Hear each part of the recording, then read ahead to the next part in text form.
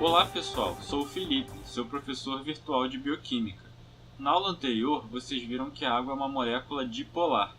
Lembram disso? Isso ocorre devido à diferença de eletronegatividade entre o oxigênio e o hidrogênio e ao ângulo entre as duas ligações covalentes. Devido à sua estrutura, a água pode fazer até 4 ligações de hidrogênio. Mas vocês sabem o que são ligações de hidrogênio?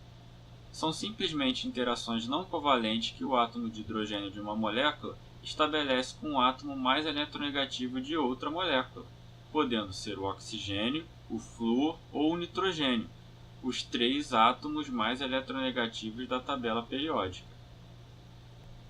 Nessa ligação, uma das moléculas é a doadora de hidrogênio e a outra a aceptora de hidrogênio.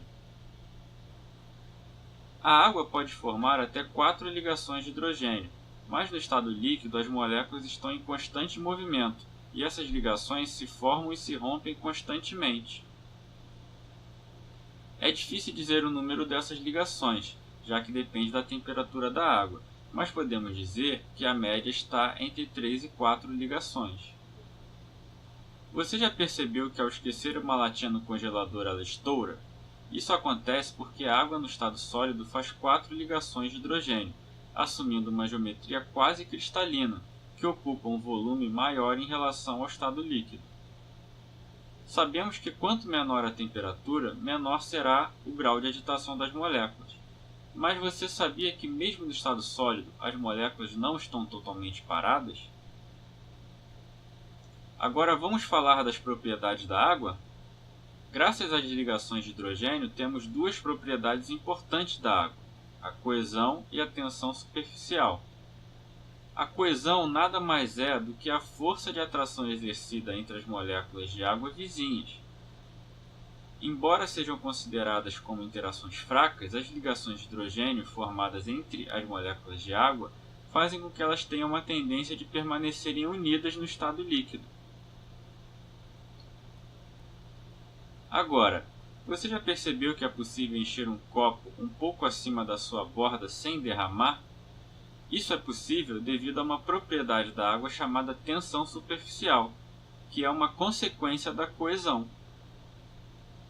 As moléculas de água situadas no interior do líquido são atraídas em todas as direções pelas moléculas vizinhas, ou seja, também apresentam coesão entre si.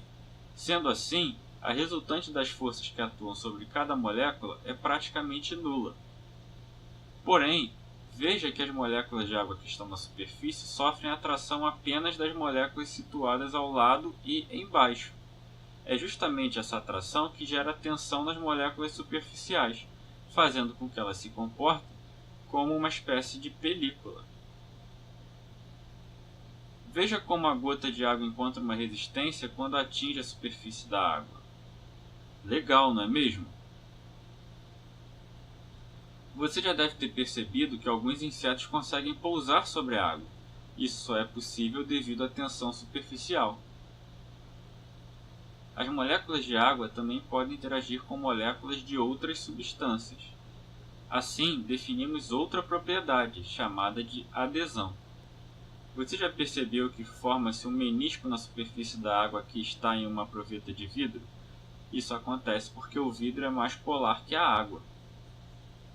Você já percebeu também que a água sobe por um guardanapo que teve a ponta molhada?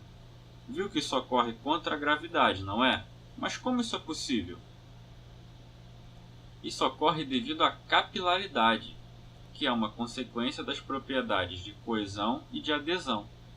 Nesse caso, a adesão se relaciona com a interação do líquido com outro material, enquanto que a coesão das moléculas da água garante que elas se mantenham unidas, puxando umas às outras, elevando o líquido acima do nível de repouso. Agora, quem já foi à praia em dias de bastante sol, sabe que a areia esquenta muito mais que a água, não é mesmo? Por que isso acontece? Porque a água tem um calor específico muito mais alto que o da areia. E o que seria esse calor específico? Ele é definido como sendo a quantidade de calor necessária para aumentar em 1 grau a temperatura de 1 grama de uma substância.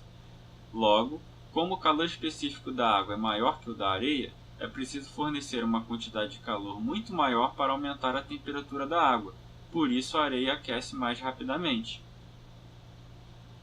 Seguindo esse último exemplo, vamos ver mais uma propriedade importante.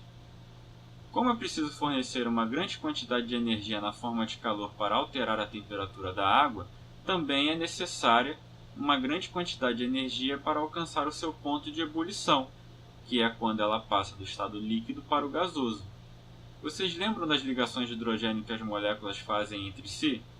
Então, elas precisam ser rompidas para que as moléculas se separem e passem para o estado gasoso. Assim, dizemos que a água também apresenta um alto calor de vaporização, que é a quantidade de energia necessária para que 1 grama de uma substância passe do estado líquido para o gasoso. Quer saber uma curiosidade interessante relacionada a isso? Quando fazemos exercícios em alta intensidade, começamos a suar, certo? O suor ajuda a diminuir a temperatura do nosso corpo, mas não é a produção de suor que esfria o corpo, e sim a evaporação do suor. Na verdade, o que ocorre é que o suor rouba calor do nosso corpo para evaporar. Espero que essa aula virtual tenha sido útil para você entender as propriedades da água, tema de suma importância para a compreensão de toda a bioquímica. Não deixe de se inscrever no nosso canal para receber as novidades. E dê um joinha. Até a nossa próxima aula.